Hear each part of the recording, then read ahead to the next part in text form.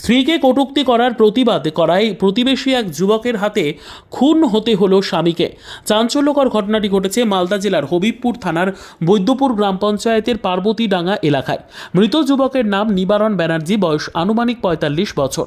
অভিযুক্ত যুবকের নাম উত্তম বিশ্বাস। পরিবার ও পুলিশ সূত্রে জানা যায়, নিবারণের স্ত্রীকে দীর্ঘদিন ধরে রাস্তাঘাটে কটূক্তি করত প্রতিবেশী যুবক উত্তম বিশ্বাস। এই নিয়ে দুই পরিবারের মধ্যে দীর্ঘদিনের বিবাদ ছিল বলে জানা যায়।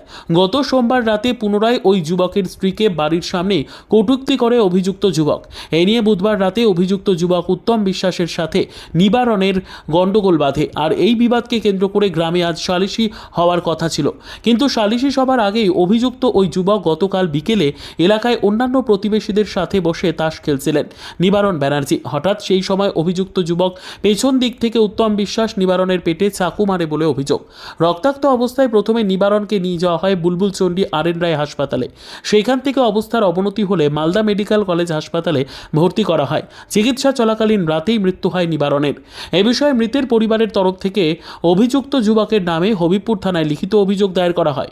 ঘটনার পর থেকে অভিযুক্ত যুবক পলাতক বলে জানা যায়। এদিকে পুরো ঘটনার তদন্ত শুরু করেছে হবিবপুর থানার পুলিশ। ওখানে কয়েকজন তাস খেলেছিল, ৮-১০ জন তাস খেলছিল। তাস খেলার পরে ও পিছনেতে আসে ভুজলি দিয়ে কোপ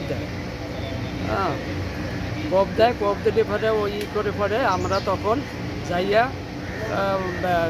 গামছা দিয়া বান্ধে টান দিয়া হসপিটালে পাঠাই দিই, বুলবুল হসপিটালে পাঠাই দিই। হসপিটাল থেকে আবার মালদা হসপিটালে পৌঁছে দেয়। কি কারণে হামলা করলো? কারণ ওই এমনি একটু পারিবারিক সমস্যা নিয়ে। কীরকম সমস্যা? ওই যে পথ নিয়ে একটু গন্ডগোল হয়েছিল, এই নিয়ে পথে গন্ডগোল হয়েছিল। গন্ডগোলের ব্যাপারে ওরা একটু কয়েকজনে একটু মারটার দিছিল, তারপরে ওকে এই আক্রমণ করে। বলছি, যিনি মারা গেছেন তার স্ত্রীকে উনি নাকি কন্ট্যাক্ট করতেন। হ্যাঁ, ওটা খুব করছে। ওর জায়গা দিয়ে প্রথম ওটা জায়গার উপর দিয়ে যায়, মাঠে গেলে দুইজন স্ত্রী, বিধানদার স্ত্রী আর হচ্ছে নিবটনের স্ত্রী, দুইজনে যায়।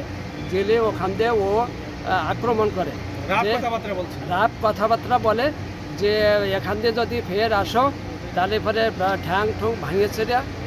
কতদিন ধরে ওনাদেরকে এরকম বাজে কথা বলতো? এক সপ্তাহ নাগাদ। এটা নিয়ে কি সালিশি সভা বসার কথা ছিল? গ্রামে বসার কথা ছিল, সে সালিশি হয়নি। কবে বসার কথা ছিল?